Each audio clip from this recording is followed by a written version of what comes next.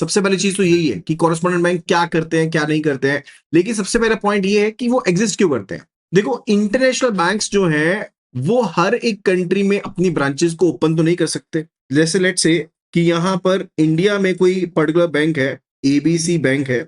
No, it's not ना कि वो यूएसए में भी अपनी ब्रांच ओपन कर ले, न्यूयॉर्क में भी कर ले, या फिर लंदन में भी कर ले। तो हर जगह पर तो अपनी ब्रांच ओपन नहीं कर सकते। रीजन, पहली चीज है कि फॉरेन बैंक लाइसेंसिंग जो होती है वो रिस्ट्रिक्टिव होती है। बहुत सी कंट्रीज जो हैं वो इजीली परमिट नहीं करती कि फॉरेन बैंक्स ब्रांचेस अपनी ओपन कर पाए। दूसरा चीज, अगर आप ओवरसीज ब्रांचेस को ओपन भी करते हो, वहां पे ब्रांच सेटअप, कंप्लायंस, स्टाफ चाहिए, सिस्टम चाहिए, रेगुलेटरी कैपिटल चाहिए, तो वो भी काफी ज्यादा इशू बेसिकली रहता है। इतना ज्यादा पैसा कौन खर्च करेगा, ठीक है। तो हर जगह पर तो आप ब्रांचेस ओपन नहीं कर सकते। पहला रीजन आपको बता दिया, that was related to restrictive foreign branch banking licensing policy. And second thing, it's related to कि हाई फिक्स्ड कॉस्ट है, राइट। आपको स्टाफ भी चाहिए, सिस्टम भी चाहिए, रेगुलेटरी कैपिटल भी चाहिए, तो काफी महंगा बन जाता है सिस्टम। और थर्ड चीज है कि बिजनेस वॉल्यूम वहां पर आपकी बहुत कम होगी।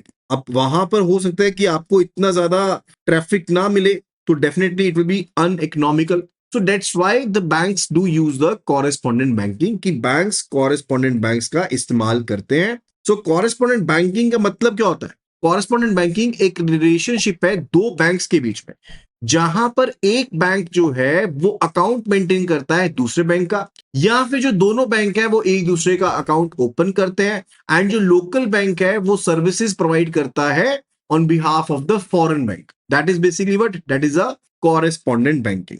जैसे लेट्स से कि यहां पर एबीसी बैंक है और यहां पर एक्सवाइजेड बैंक है।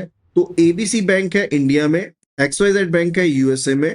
अब इन दोनों बैंक्स ने आपस में कॉरेस्पॉन्डेंट बैंकिंग की सर्विसेज प्रोवाइड करनी थी, तो they open the account with each other. जो एबीसी बैंक था उसने अकाउंट ओपन कर दिया एक्सवाइजेड के पास, एंड एक्सवाइजेड ने अकाउंट ओपन कर दिया एबीसी के पास। That is what, that is a correspondent banking. तो कॉरेस्पॉन्डेंट बैंकिंग जो है that is a that is actually not a branch relationship, वो कोई ब्रांच रिलेशनशिप नहीं है। एंड फर्दर कॉरेस्पॉन्डेंट बैंक जो है वो अपने जो लोकल लॉज है उनके अंडर काम करता है, अपने जो बुक्स है उसमें ट्रांजेक्शन्स को रिकॉर्ड करता है, एंड फर्दर जो फॉरेन बैंक है उसको लोकली प्रेजेंट नहीं करता as a branch. That's the correspondent banking. And इसमें अलग अलग फंक्शंस होते हैं which are performed by the correspondent banks, which are basically performed by the correspondent bank. कौन कौन से होते हैं? सबसे पहले it's about the account services. Account services वो होती है जहां पर आपके पास एक अकाउंट रिलेशनशिप होना जरूरी है। Like you have to provide the clearing house services. आपने क्लियरिंग हाउस सर्विसेज प्रोवाइड करनी है। Let's say local check clearing करनी है, that's basically being done by the correspondent bank on behalf of the foreign bank. या फिर आपने collection of bills करनी है, कलेक्शन ऑफ इंपोर्ट बिल्स करनी है, राइट। आपने import bill, export bill, DA bill, DP bill, LC जो होती हैं उनकी कलेक्शन करनी है। या फिर it could be related to the payment instructions. Like correspondent bank execute करेगा रिमिटेंस इंस्ट्रक्शंस को जो कि फॉरेन बैंक से रिसीव हुई हैं, उनको बेसिकली एग्जीक्यूट करेगा, दैट्स अ पेमेंट इंस्ट्रक्शंस। और it could be related to overdraft facility. Like correspondent bank हो सकता है कि कोई short term local currency funding provide कर दे to the principal bank, right. यानी कि जैसे मान लो कि कॉरेस्पॉन्डेंट बैंक कौन सा होगा? अगर मैं एबीसी बैंक के लिए बात करूं तो XYZ bank would be the correspondent bank, and अगर मैं एक्सवाइजेड बैंक के लिए बात करूं तो ABC bank would be the correspondent bank, right. So that's a scenario. तो यहां पर वो ओवरड्राफ्ट फैसिलिटी भी प्रोवाइड कर सकते हैं और इवन इन्वेस्टमेंट सर्विसेज भी प्रोवाइड करते हैं, यानी कि जो भी सरप्लस बैलेंसेज होंगे, ठीक है, उनको लोकल मनी मार्केट में या जो परमिटेड सिक्योरिटीज है वहां पर इन्वेस्ट किया जा सकता है on behalf of the principal bank. जो कॉरेस्पॉन्डेंट बैंक होगा उन्हें आगे इन्वेस्ट कर सकता है, right. So that could also be there, वो चीज भी यहां पर हो सकती है।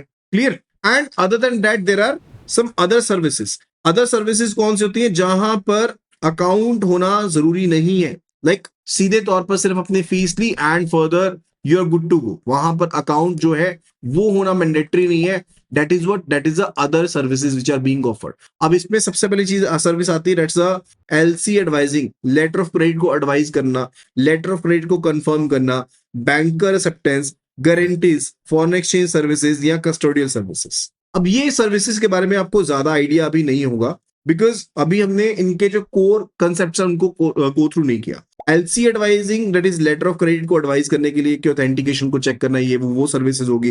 कंफर्मेशन यानी कि अलग से अपनी अंडरटेकिंग एक देना, अपनी गारंटी देना। बैंकर्स एक्सेप्टेंस बेसिकली होता है बिल ऑफ एक्सचेंज के केस में ना को एक्सेप्टेंस मांगी जाती है, उसके रिलेटेड होता है। एंड गारंटी आप जानते हो जैसे बैंक ने गारंटी अपनी एड ऑन कर दी, उससे रिलेटेड है। So these are the services which are being offered. And foreign exchange services like जैसे मान लो कोई स्पोर्ट कॉन्ट्रैक्ट है, फॉरवर्ड कॉन्ट्रैक्ट है, डेरिवेटिव प्रोडक्ट है, उसमें डील करने के लिए। And custodial services are like जैसे मान लो कि आप सिक्योरिटीज को अपने पास सेफली रख रहे हो and you do collect the interest, dividend, redemption proceeds etcetera, that's basically the custodial services. वो कस्टोडियल सर्विसेज पे आते हैं। क्लियर है? So these are the services. तो एक सर्विसेज होती है जहां पर आपको अकाउंट चाहिए, those are the account services, those are the account services. And दूसरी सर्विसेज होती हैं जहां पर आपको अकाउंट नहीं चाहिए, those are the other services, वो अदर सर्विसेज। And further